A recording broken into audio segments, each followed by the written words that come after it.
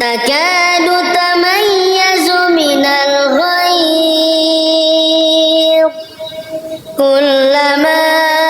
ألقي فيها فوج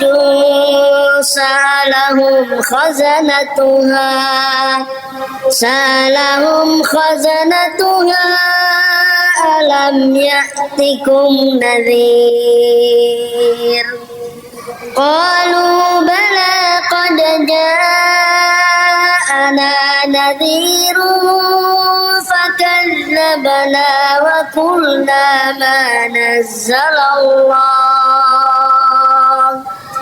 وقلنا ما نزل الله من شيء